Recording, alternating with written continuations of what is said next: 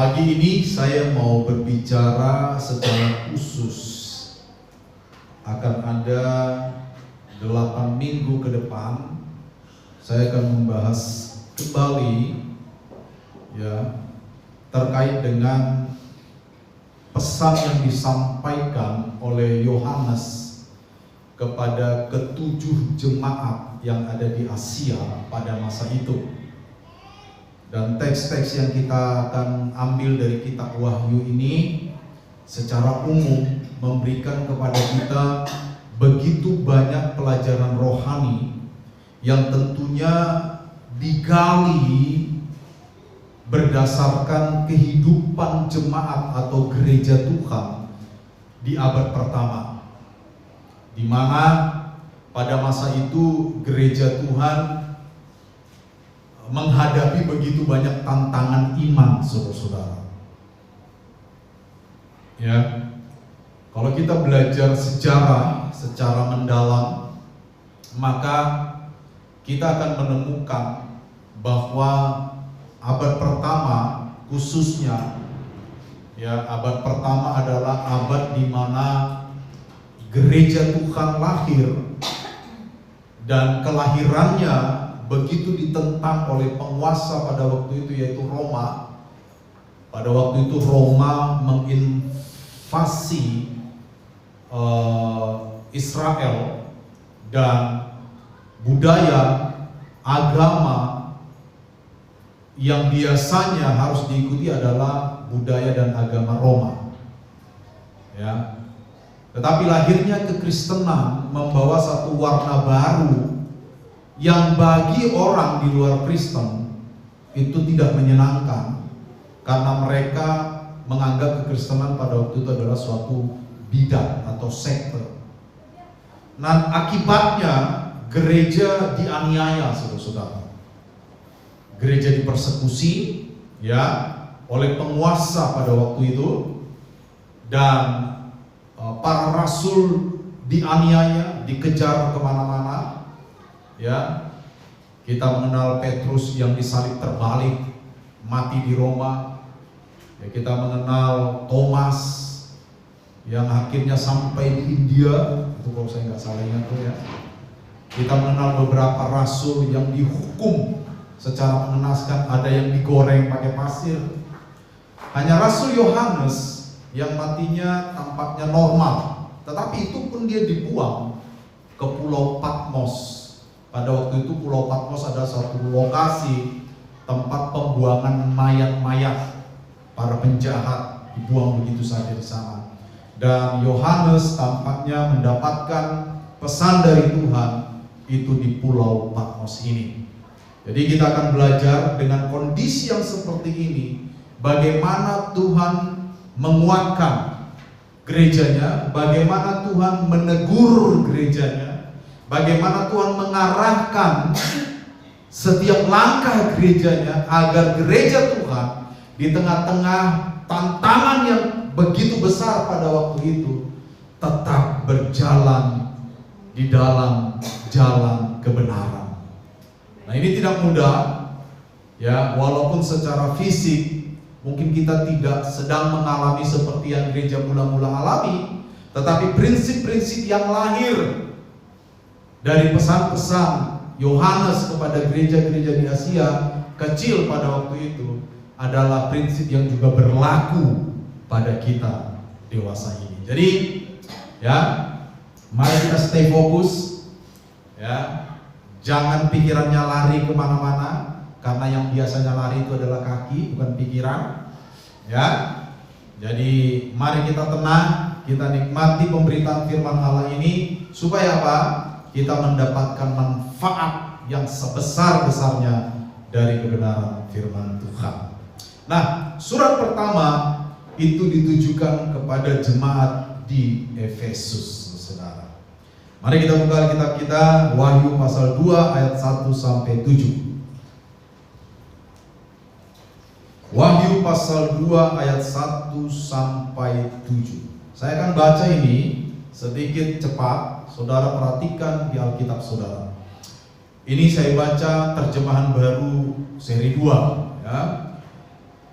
Tuliskanlah kepada malaikat jemaat di Efesus, inilah firman dari Dia yang memegang ketujuh bintang itu di tangan kanannya dan berjalan di antara ketujuh kaki pelita emas itu. Aku tahu segala pekerjaanmu, baik jerih payahmu maupun ketabahanmu. Aku tahu bahwa engkau tidak dapat sabar terhadap orang-orang jahat, bahwa engkau telah menguji mereka yang menyebut dirinya rasul, tetapi yang sebenarnya tidak demikian. Bahwa engkau telah mendapati mereka pendusta. Engkau tetap tabah, sabar menderita karena namaku, dan tidak mengenal lelah. Meskipun demikian, aku mencela engkau karena engkau telah meninggalkan kasihmu yang semula. Sebab itu, ingatlah betapa dalamnya engkau telah jatuh. Bertobatlah dan lakukanlah lagi apa yang semula engkau lakukan. Jika tidak demikian, aku akan datang kepadamu dan aku akan mengambil kaki pelitamu dari tempatnya jikalau engkau tidak bertobat. Tetapi inilah yang ada padamu, engkau membenci segala perbuatan pengikut-pengikut Nikolaus yang juga kubenci. Siapa bertelinga hendaklah ia mendengarkan apa yang dikatakan Roh kepada jemaat-jemaat. Siapa yang menang, dia akan kuberi makan dari pohon kehidupan yang ada di Firdaus Allah. Nah, saudara-saudara, surat pertama yang ditujukan Yohanes adalah kepada jemaat di Efesus. Nah, kita mau lihat sebentar seperti apa kondisi Efesus pada masa itu. Sekarang Efesus sudah redup. Efesus sudah hampir hilang hari ini. Ya, seperti firman Tuhan kan, aku akan mengambil pelitamu, ya, atau kaki tiangmu. Ya, tetapi kita mau lihat pertama. Nah, pada waktu itu, ya, surat Wahyu ini atau kitab Wahyu ini ditulis oleh Yohanes hampir tahun 100, saudara. Sekitar tahun 94, 95, 96 sampai tahun 98. Ya. Jadi surat ini adalah kitab yang benar-benar merespons kondisi pada waktu itu. Kondisi gereja terkait dengan hambatannya dari luar, bahkan kondisi yang ada di dalam gereja. Ya. Nah, kita akan lihat kota Efesus seperti apa waktu itu. Pada waktu itu kota Efesus ini adalah kota yang sangat-sangat modern, sangat-sangat penting. Ya, secara politik kota Efesus ini dijuluki sebagai the leading city of Asia, atau kota terdepan di Asia pada waktu itu. Ya. Kota ini menjadi pusat pemerintahan. Ya, kegiatan-kegiatan pemerintahan, ide-ide politik itu lahir dari kota ini. Ya, dia disebut sebagai kota metropolis. Ya, kalau di Indonesia kota metropolis dulu Jakarta. Ya. Saya nggak tahu sekarang metropolis yang mana lagi. Ya. Tapi waktu itu Efesus, ya, bagi mata Asia adalah salah satu kota yang sangat penting sebagai pusat perkembangan politik. Nah, secara ekonomi Efesus ini adalah pusat perdagangan. Di sana ada pelabuhan yang sangat besar. Ya, bahkan kalau ada kota yang bisa sombong, Efesus adalah kota itu. Saudara-saudara. Makanya oleh beberapa teolog dia disebut the Vanity Fair of the ancient world. Efesus merupakan pertunjukan keangkuhan di dunia zaman lalu. Jadi kalau ada kota yang boleh sombong, ya Efesus itu. Saking luar biasanya kota itu. Jadi kalau kota Efesus itu sombong, orang maklum. Tapi orang percaya nggak boleh sombong ya. Dan nanti kita sombong, maklum dong, saya sombong ya kan. Pada waktu itu Efesus secara ekonomi itu maju sekali, saudara-saudara. Luar biasa. Pelabuhan besar ada, perdagangan dari beberapa negara di Asia datang ke sana. Dari kota-kota besar berkumpul di Efesus. Ya, menjadi pusat ekonomi di Asia bahkan. Nah, secara keagamaan Efesus juga sangat terkenal. Orang Roma mendirikan kuil Diana di sana. Orang Yunani menyembah Artemis. Ya. Efesus secara keagamaan sangat dikenal. Makanya nanti kalau kita lihat di ayat 7, siapa menang dia akan kuberi makan dari pohon kehidupan yang ada di Firdaus Allah. Ya, ini sebenarnya menyinggung di dalam kuil Artemis itu yang dipunyai oleh orang Yunani. Di sana ada pohon. Ya, orang seringkali minta berkat di pohon itu. Ya, kuil-kuil pada waktu itu kan dipakai untuk sarana prostitusi, pelacuran. Bahkan pelacuran yang ada di kuil-kuil Artemis dan Diana itu bukan sekedar heteroseksual, tetapi homoseksual. Ya, bisa biseksual, heteroseksual, homoseksual. Semuanya ada di situ. Ya, bahkan dengan binatang, saudara-saudara. Begitu bobroknya moralitas keagamaan pada waktu itu. Tapi Efesus adalah kota yang tetap dipandang sebagai kota yang sangat terkenal.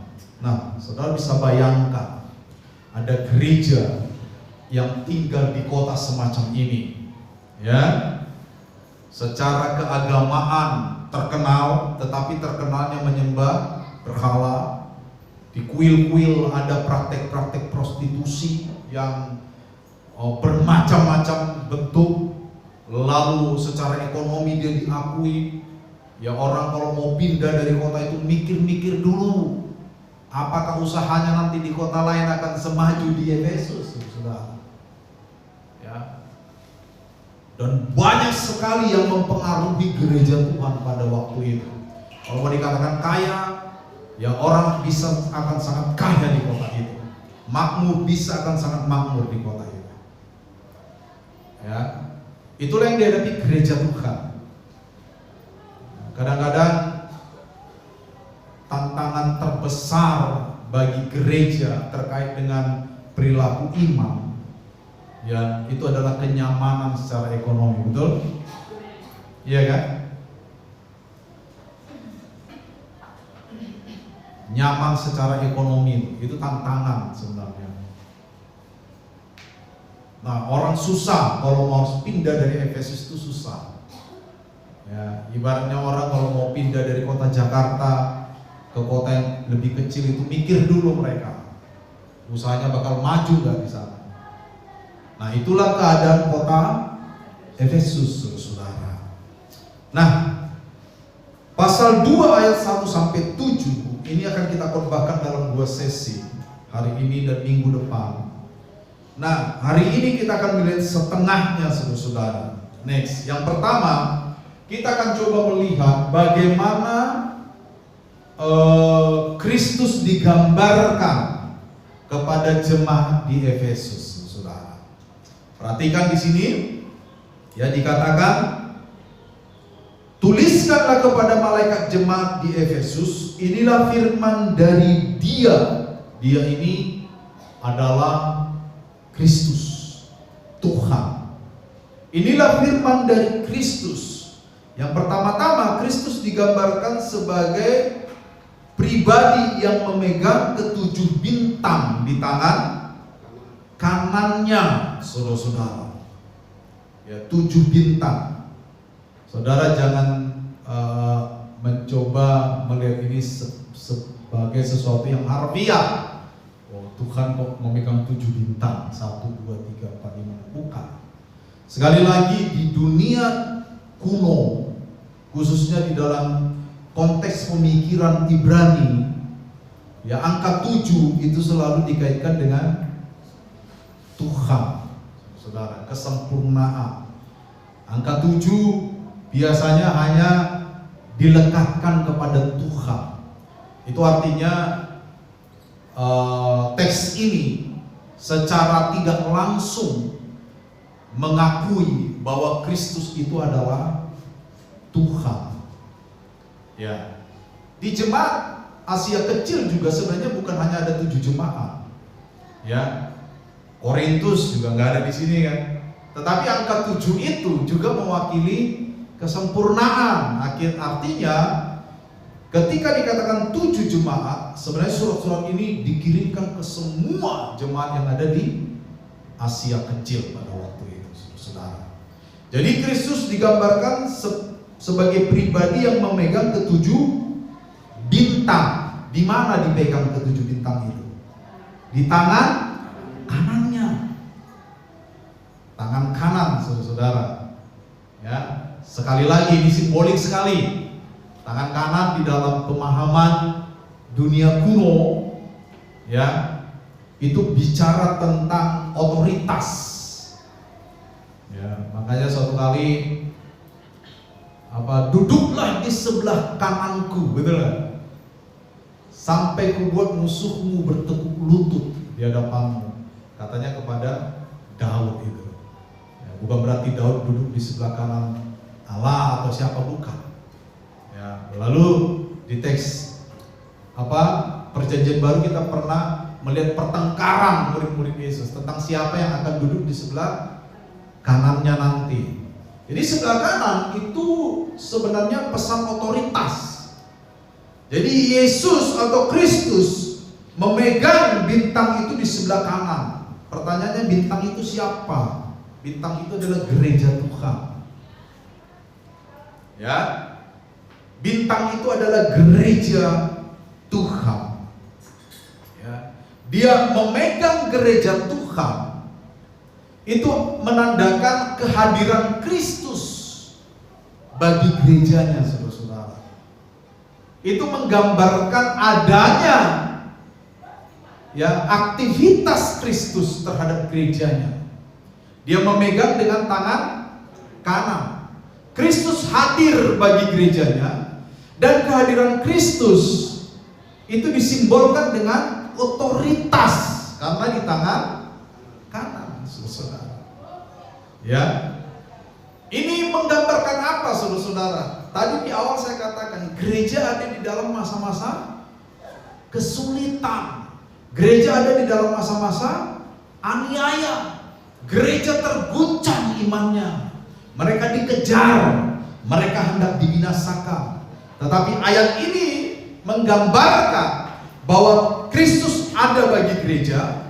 Bahkan tidak sekedar ada, dia memegang gerejanya dengan tangan kanan, yang kalau kita paraphrase atau bahasakan secara sederhana, maka di tengah-tengah kesulitan gerejanya, di tengah-tengah aniaya yang dialami oleh gerejanya pada abad pertama itu, di tengah-tengah desakan, di tengah-tengah hantaman kepada gereja Tuhan, Kristus ada bagi gerejanya. Kristus memegang gerejanya dengan otoritas, yang artinya Kristus menjamin bahwa ketika dia ada di tengah-tengah gerejanya, tidak ada otoritas apapun yang mampu merusak gereja itu, sebab gerejanya ada sepenuhnya di dalam otoritasnya sendiri, saudara-saudara.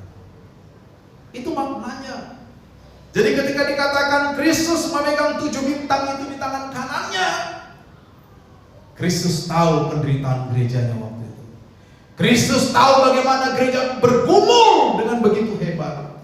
Kristus tahu bahwa gerejanya butuh ditopang, butuh didampingi. Itu sebabnya dia hadir di tengah-tengah gerejanya. Dan dia hadir dengan otoritas, sehingga tidak ada otoritas apapun di luar otoritas Kristus yang boleh menyentuh gerejanya. Demikian pula hari ini dengan kita. Kristus ada bersama dengan kita. Amin. Dia memegang kita di tangan kanannya. Artinya apa? Dalam semua sesi hidup kita, dalam semua musim hidup kita, kita harus percaya bahwa Kristus ada bersama dengan kita, dan tidak hanya bersama dengan kita, Dia mendampingi kita dengan otoritasnya. Dia memegang kita dengan tangan kanannya. Amin, saudara. Masih takut menghadapi hidup? Ya, Kristus peduli. Dia peduli, saudara. Ya, Dia adalah Allah yang peduli kepada kita. Dia tahu beban-beban kita. Dia tahu sehebat apa kita bergumul. Bahkan di dalam kitab Mazmur dikatakan, Dia yang menampung air mata kita di dalam kirbatnya. Itu bukan berarti Tuhan kerjaannya nampung air mata orang. Itu juga bahasa simbolik. Artinya Tuhan peduli terhadap setiap tangis orang-orang percaya yang lahir dari hati mereka, saudara. Dan Tuhan peduli. Amin, saudara. Ini seharusnya menguatkan kita. Ya, jemaat mula-mula di dalam kondisi yang begitu susah, Kristus datang kepada mereka dan seakan-akan berkata, tenanglah, ini aku. Seperti Kristus berbicara kepada Petrus, tenanglah, ini aku, jangan takut, saya peduli. Dan pesan yang sama hari ini kepada gereja Tuhan, apapun yang gereja Tuhan alami, apapun yang gereja Tuhan alami, Kristus kembali berkata, tenanglah, ini aku, jangan takut, saudara. Amin. Ini pesan yang mau disampaikan. Dia memelihara gerejanya dengan otoritasnya sendiri, sehingga gereja tidak bisa direnggut oleh otoritas apapun. Matius 16 dengan jelas mengatakan itu. Aku akan mendirikan gerejaku, dan alam maut tidak akan dapat menguasainya, saudara. Dan saya sudah berkhotbah beberapa minggu lalu tentang gereja. Siapa gereja? Kita, orangnya. Pesan ini buat kita, saudara. Pergumulan kita memang sendiri-sendiri, tetapi Allah kita sama. Amin. Allah kita sama. Dia peduli kepada kita. Ya. Next. Lalu dikatakan, saudara, Dia yang berjalan. Perhatikan di sini ya. Dan berjalan di antara ketujuh kaki pelita emas itu, saudara. Ya. Dia berjalan.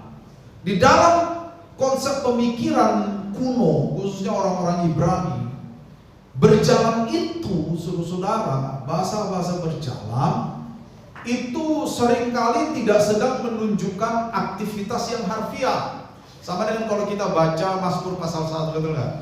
Diberkatilah orang yang apa itu? Lupa itu. Mazmur 1 coba.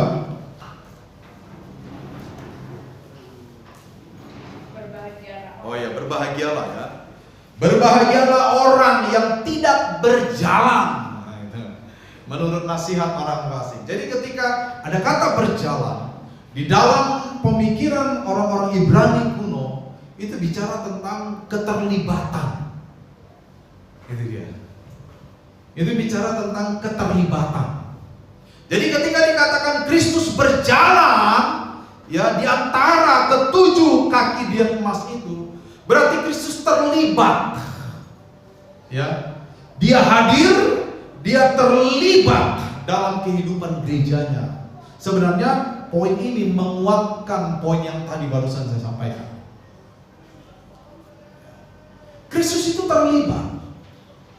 Ya, Dia bukan hanya pribadi yang melihat dari atas lalu mengamati orang percaya, tidak. Dia terlibat dalam kehidupan orang percaya, saudara. Ya, sejak waktu Yesus dinubuatkan akan dilahirkan, diberitahukan oleh Gabriel kepada Yusuf.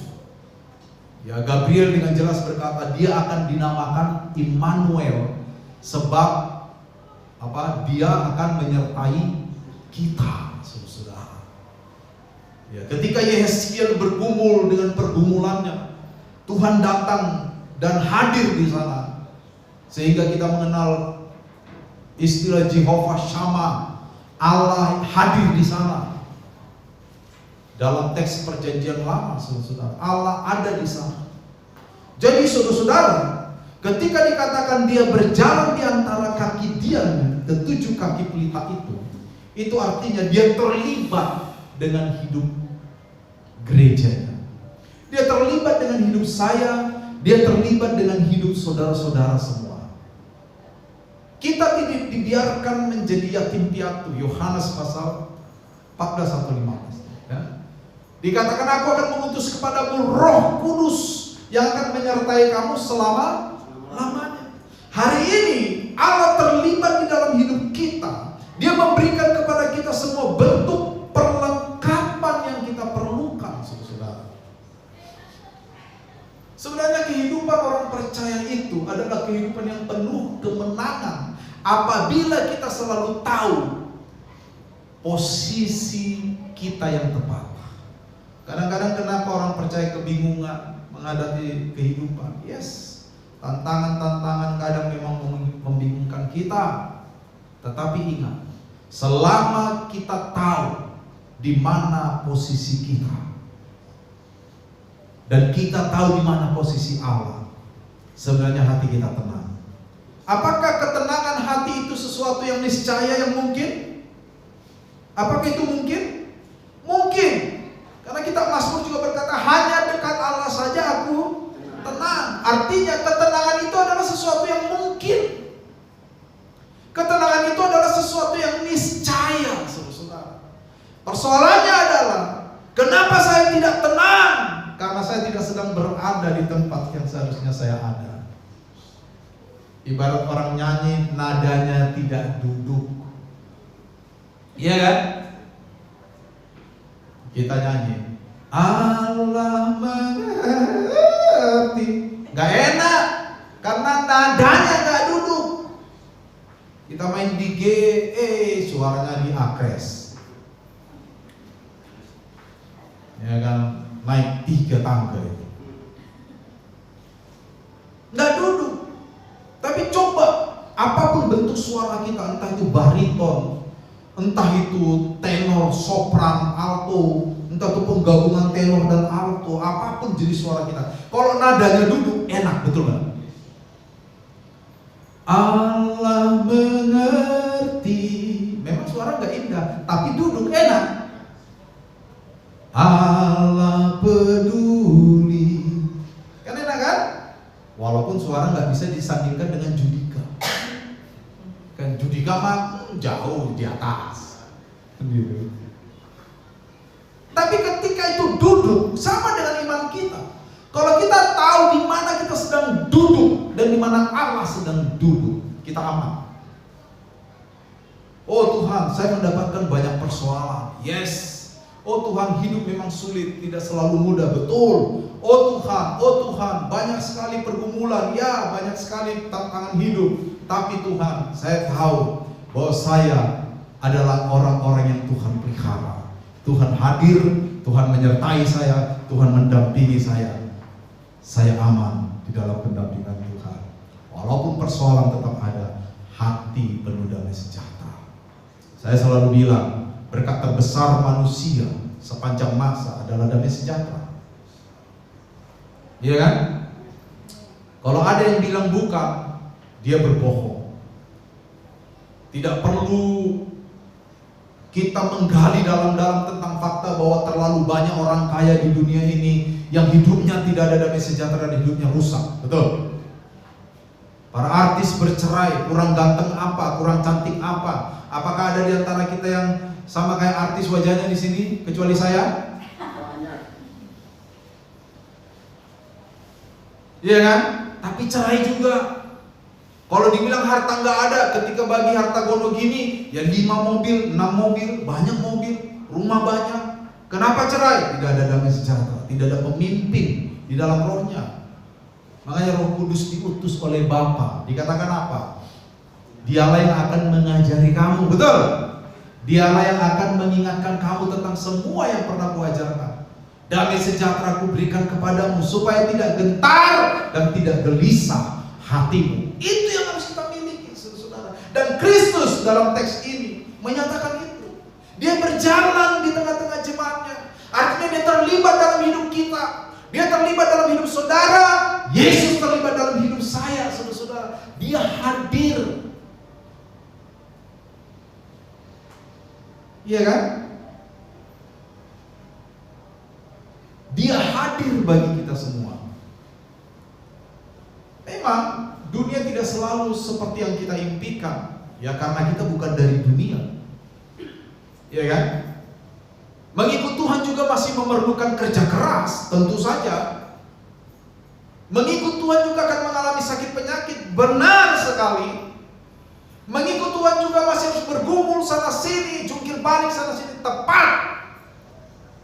Tetapi berkat terbesar yang kita perlukan sebagai manusia ketika kita mengikut Yesuslah baru kita dapatkan damai sejahtera.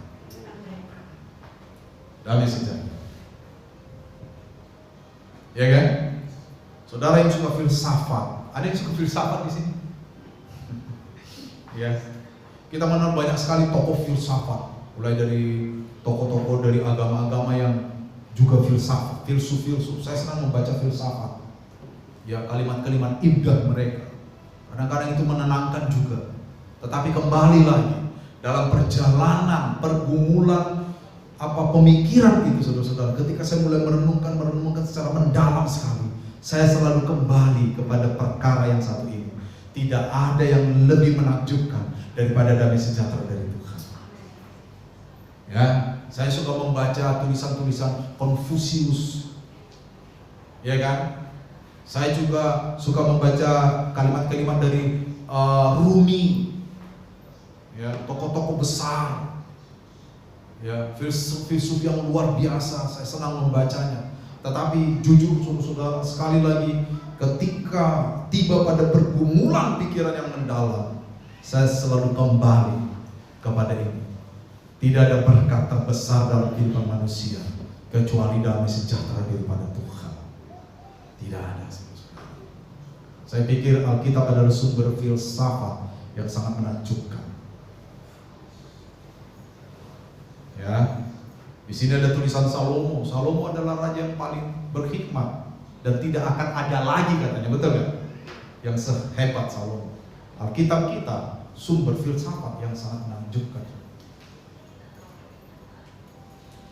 Tuhan hadir di antara kita. Tuhan terlibat dalam hidup kita. Waktu kita sakit, yang membuat kita tambah sakit apa? Karena kita mengutuki sakit itu. Tidak ada damai, betul nggak? Sakit apa ini? Sakit lagi. Bahkan sampai kita bawa nyanyi, sakit lagi. Hah? Oh itu enggak ya? Itu mabuk lagi tuh ya? Salah berarti. Salah kutip. Ya. Memang sakit itu tidak enak, saudara. Saya mengalami sakit-sakit besar selama saya di Sumbawa. Di Papua saya nggak sakit, Jakarta saya nggak sakit, Pontianak saya nggak sakit, di Riau saya nggak sakit, di Medan saya, aduh jangankan sakit, flu aja lari dari saya. Bukan saya yang lari, saudara, kuat. Saya masih kecil kerja bisa sampai jam 1 malam, saya masih SMP. Kuat sekali, makanya sekarang saya gak lemah. Karena masa kecil saya kerjanya banyak. Ya, selama saya di Sumbawa, baru tiba di Sumbawa, mulai sakit kan. Saya pernah divonis liver, malaria, TBC saya pernah sakit di sini. Apalagi yang nggak pernah? Gula darah, apalagi? Sesak nafas. Alergi sampai kayak patih Gajah Mada, Gajah Mada. Oh ya, saya alergi sampai, nggak bisa bernafas. Saya alami semua di sini.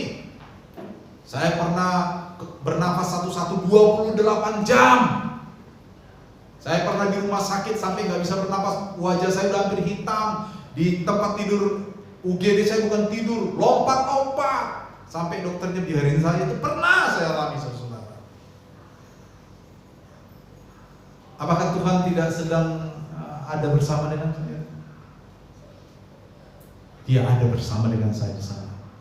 Sementara pergumulan hebat, dia tetap mendampingi. Buktinya sampai sekarang saya hidup. Dahulu saya kurus, sekarang agak gemuk. Iya kan? Betul nggak saudara-saudara? Jadi saudara-saudara, ketika kita mengalami persoalan, jangan mengutuki persoalan itu, tetapi arahkan pandangan dan pengetahuan kita kepada perkara Yesus ada di sini dan Dia akan menolong saya. Yesus ada di sini, Dia akan mendampingi. Yesus ada di sini, Dia akan menopang hidup saya. Begitu. Amin. Next. Waduh, masih panjang ini. Bisa 3 sesi. Next tuh, apa ini? Udah, oh ya. Nah sekarang saudara, kita mau lihat bagaimana Tuhan memberikan semacam komplimen atau pujian kepada gerejanya pada waktu itu. Digambarkan di ayat 2, aku tahu segala pekerjaanmu, baik jeripayahmu maupun ketabahanmu. Aku tahu bahwa engkau tidak dapat sabar terhadap orang-orang jahat. Engkau telah menguji mereka yang menyebut dirinya rasul, tetapi yang sebenarnya tidak demikian. Engkau telah mendapati mereka pendusta. Nah pada waktu itu gereja Tuhan memang melakukan hal-hal yang baik. Ini perlu kita tiru. Gereja di Efesus melakukan hal-hal yang baik. Di tengah-tengah konteks yang begitu rumit, yang seperti di awal saya ceritakan tadi, dikatakan bahwa mereka bekerja, mereka menjaga, mereka tabah, ya, mereka tekun, mereka menjaga hati mereka murni dalam mengikut Yesus. Ini pujian kepada gereja Tuhan, saudara. Ya, gereja digambarkan sebagai gereja yang berjerih lelah, gereja yang sangat tekun, ya, tekun, sabar melakukan hal-hal yang benar yang seharusnya dilakukan oleh orang-orang percaya. Itu tekun. Ya. Di dalam teks-teks Alkitab banyak sekali ayat-ayat yang mengajar kita supaya kita menjadi tekun. Tekun itu apa sih? Ya, tekun itu teks aslinya, kalau saya nggak salah itu pomone. Itu digambarkan seperti terbitnya matahari di pagi hari. Dalam keadaan normal, matahari akan selalu terbit. Itu tekun dia. Apakah pernah matahari tidak terbit? Pernah? Dalam keadaan normal loh. Jangan saudara bilang, waduh, pernah Pak, waktu hujan deras, waktu hujan sore-sore, angin sambar, pohon kenari. Oh itu beda itu, ya kan? Dalam keadaan normal, matahari itu selalu muncul tepat pada waktunya, itu selalu dia tekun melakukan itu, saudara. Seperti itulah. Jadi gereja memang harus tekun. Kita contoh gereja di Efesus, mereka tekun, sabar, sabar. Ya, saya suka lagu-lagu zaman dulu. Sabar dalam susah sukarmu, sabar, ada Tuhan sertamu. Sabar, sabar, Tuhan beri kuat padamu. Betul? Sekarang lagu itu nggak ada. Ya, makanya saya senang kalau WL sekali-sekali itu bangkitkan lagi lagu-lagu lama tuh. Bila perlu kidung-kidung pujian itu satu-satu diambilin tuh. Nah. Ya, satu-satu aja, jangan banyak-banyak. Karena saudara-saudara gak ada yang hafal kidung-kidung kan? Anggap aja lagu baru. Nah itu dia. Ya, itu dia. Yang kedua saudara-saudara, next, pujian kepada gereja. Ya, gereja digambarkan sebagai gereja yang berdedikasi total mengikuti dan melayani Kristus. Ayat 3. Engkau tetap tabah, sabar, menderita karena namaku, tidak kenal lelah.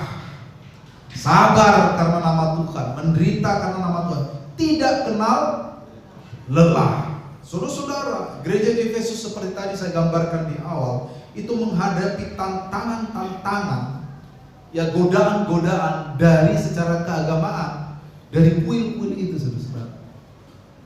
Kuil itu membutuhkan pekerja. Bekerja untuk apa? Ya untuk itu tadi, maaf ya, ini bahasa Alkitab saya kutip ya. Di Alkitab kan kita mengenal pemburit. Tahu pemburit kan? Tidak ada yang tahu arti pemburit.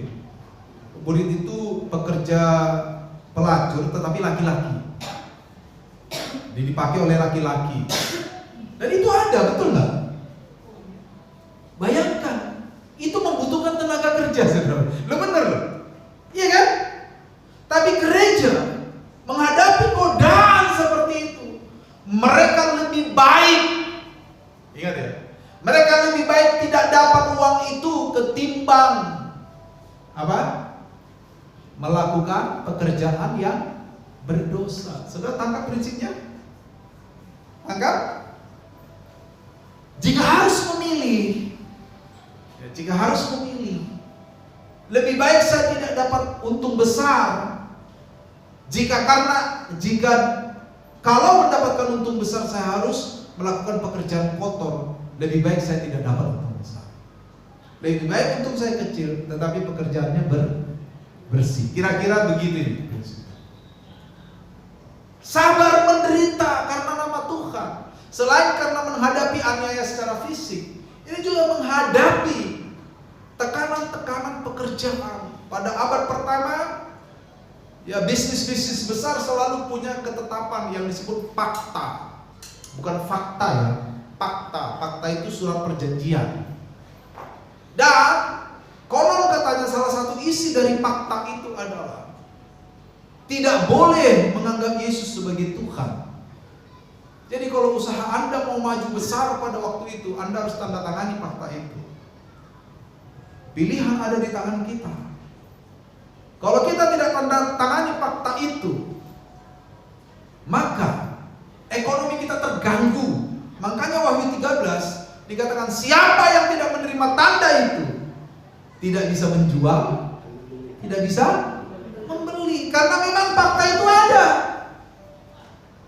Kalau mereka mau merchandising atau berdagang, mereka harus diminta, apakah kita sudah menandatangani fakta? Kalau tidak diizinkan. Artinya, orang-orang percaya yang setia kepada Tuhan pada waktu itu, saudara-saudara, harus rela kehilangan kesempatan untuk mendapatkan uang lebih banyak. Anda berita, betul nggak? Betul nggak? Iya kan? Itu jika harus memilih loh ya. Dan memang mereka diperhadapkan dengan pilihan. Saudara, siapa yang lebih kita utamakan jika harus memilih? Karena tidak selalu kita harus memilih. Kadang-kadang memang ya untung besar didapatkan dengan pekerjaan yang baik, kan gitu kan? Tetapi ada kalanya untung besar adalah hasil dari godaan. Dan di situ kita harus memilih antara taat kepada kebenaran Allah atau untung besar. Betul? Betul? Ini sering saya bilang, ya, kadang-kadang sama prinsipnya, kita harus memilih antara hadir dalam ibadah atau mendapatkan untung besar tapi mengorbankan ibadah. Betul nggak? Pernah alami kondisi seperti itu? Nggak pernah? Waduh, pesanan nih. Oh iya pas ya. Jam 8 nih. Ini kalau dilewatkan ya weman ya kata orang Batak. Heman nih kalau dilewatkan. Orang Batak, ya kan Pak? Istri Pak Heri kan orang Batak. Semarga lagi sama saya kan? Iya kan benar. Pak Heru yang semarga sama saya, si Mamora. Betul? Saya sekarang latihan ingat saudara-saudara. Saya nggak mau, kadang saya lupa nama orang tuh, saya malu juga. Tuhan, kok uang saya sering ingat nama orang lupa habis. Saya kan kadang siapa nama bapak ini? Padahal udah lama saya temui. Entah kenapa itu mungkin ada satu saat itu, kok nama tuh suka lupa ya. Tapi saya berdoa sama Tuhan, karena itu nggak baik sebenarnya. Ketemu orang, saya sebut Pak, padahal saya lupa nama. Nah itu sedang saya gumulin itu ya. Mudah-mudahan dalam tahun ini saya tidak lupa nama lagi. Ya. Jadi saudara, kadang-kadang kita berpikir kan, waduh, sayang ini kalau dilewatkan, betul? Tuhan, ibadah kan tiap minggu Tuhan. Ini jarang-jarang Tuhan. Lalu kita menyanyi Allah mengerti Allah. Lalu kita sambung dengan lagu Ku Tahu Tuhan Pasti Buka, tapi cuman baris pertama. Karena baris keduanya kan asal hidup suci. Gitu. Kan itu tantangan loh, betul nggak? Tantangan nih. Saya kemarin nonton kesaksiannya siapa ya? Ini bukan orang Kristen. Kalau kesaksian tidak harus orang Kristen. Saya lupa apakah saya lupa nama yang YouTuber itu, tapi dia pernah bicara sama anggota DPR, artis yang namanya Sofan Sopian. Tahu Sofan Sopian? Hah? Nah, itu dia. Tahu lagu yang pernah populer? Sama, saya juga tidak tahu. Nah, Sofan Sopian itu pernah jadi anggota DPR. Lalu orang ini mewawancarai. Sofan Sopian itu curhat sama dia. Dia bilang, waduh saya nggak bisa nih katanya. Kenapa? Saya harus keluar dari anggota DPR. Kenapa? Gak tahan saya. Kenapa? Katanya. Waduh, banyak sekali praktek. Tiap hari saya melihat kecurangan, tiap hari saya melihat suap, tiap hari saya melihat. Aduh, kalau saya tidak ikut ngambil, saya dikucilkan. Hati nurani saya berontak. Itu menurut Sofan Sopian kepada dia. Saudara, bayangkan, tidak mudah hidup dengan kebenaran, itu tidak mudah. Betul? Kenapa korupsi susah diberantas? Pelakunya banyak. Kalau cuma 3 orang, cepat itu. Betul? Wah, ini korbannya berubah nih, pulang. Itu loh. Jadi godaan itu memang gak mudah. Namanya juga godaan, iya kan? Godaan itu tidak mudah. Ya, jangankan Anda, Yesus saja digoda. Betul? Yesus dibawa kepada gurun oleh Roh untuk dicobai iblis. Bayangkan Yesus saja digoda. Godaan itu tidak mudah. Tapi lihat kenapa Yesus menang atas semua godaan. Karena dia berpatok pada kebenaran firman Allah. Dia jawab dengan hikmatnya tidak? Tidak, dia jawab dengan firman Allah. Lihat ini semua kemegahan dunia akan kuberikan kepadamu asal kau sujud menyembah aku. Yesus bilang, nyala iblis, sebab hanya Tuhan yang layak disembah. Itu kan firman Tuhan. Dia kutip kitab Mazmur. Makanya kalau kita nggak mencintai firman Tuhan, baca Alkitab Senin Sabtu. Kalau Senin Kamis kan udah biasa. Bagaimana kita bisa menang atas godaan? Betul? Lumayan ini, 101.000 ini, jarang-jarang ini. Tapi dosa, tidak apa-apalah, besok saya minta ampun. Kenapa? Karena kita tidak hidup di dalam kebenaran firman. Itu yang dihadapi oleh jemaat di Efesus, saudara.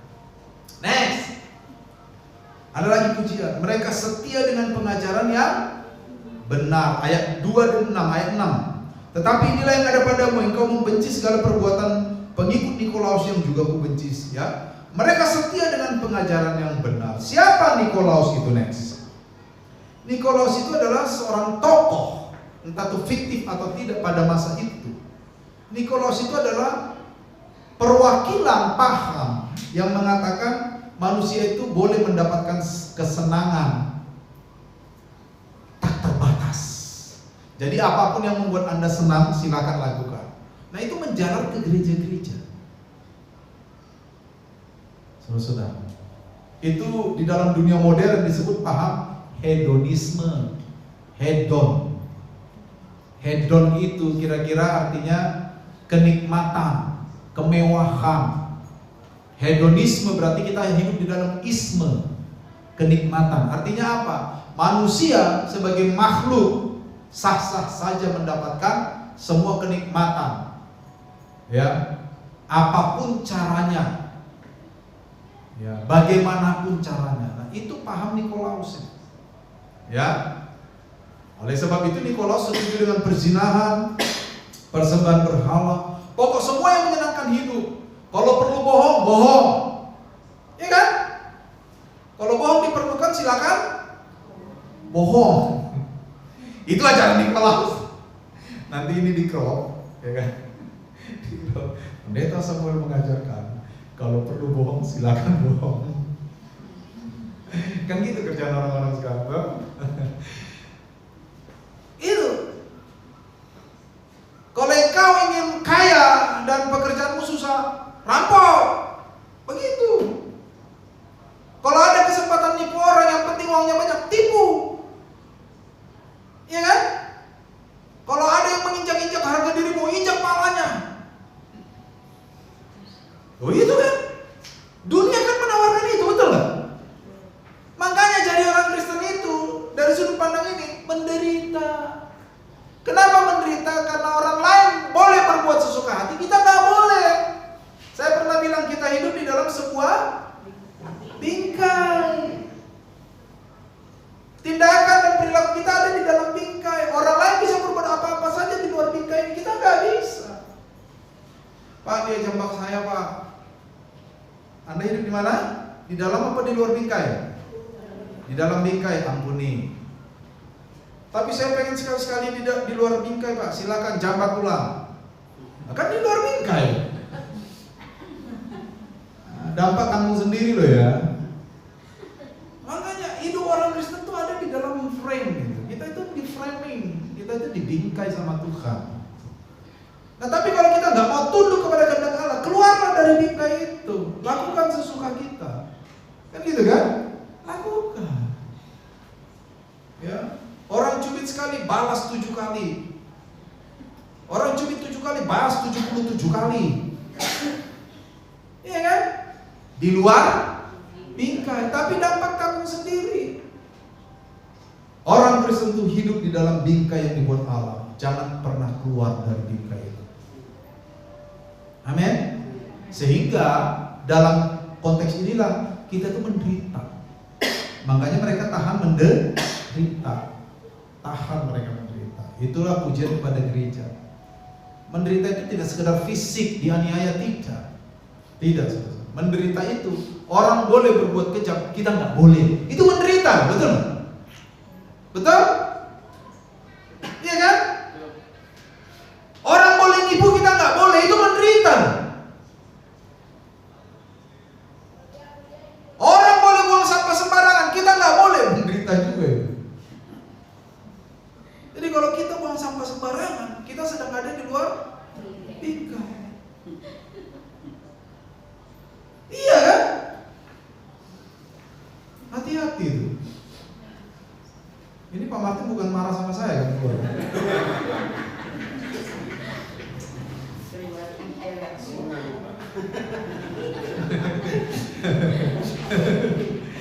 Itu saudara-saudara ya. Nah, apa yang kita pelajari? Next. Saya udah lama sekali nih. Apa yang kita pelajari? Pertama, Kristus adalah Allah yang terlibat dalam kehidupan kita. Dia menyertai kita tanpa batas. Dia peduli kepada kita tanpa batas. Tadi sudah saya jelaskan. Ini kesimpulan aja. Next, terakhir. Ya, sebagai orang percaya, pertama, lakukan apa yang seharusnya kita lakukan. Hidup dalam kebenaran, ya, setia melakukan kebenaran-kebenaran Tuhan. Yang kedua, tunjukkan dedikasi yang total dalam mengikut Tuhan. Memang kadang mengikut Tuhan itu tidak mudah, saudara. Makanya Yesus bilang, jika kamu ingin mengikut aku, pikulah salibmu. Ikut aku, ambil mikul salib. Ya, sekarang lagi tenar untuk pembahasan tuh. Yesus disalib itu kehendak Bapa atau kehendak iblis itu? Rencana Bapa apa rencana iblis itu ya? Yang ketiga, setialah dengan pengajaran yang walaupun ya. Jadi itu, minggu depan kita akan belajar kelanjutan dari pasal 2 ayat 1 sampai 7. Nah, mudah-mudahan khotbah pagi ini bisa apa ini namanya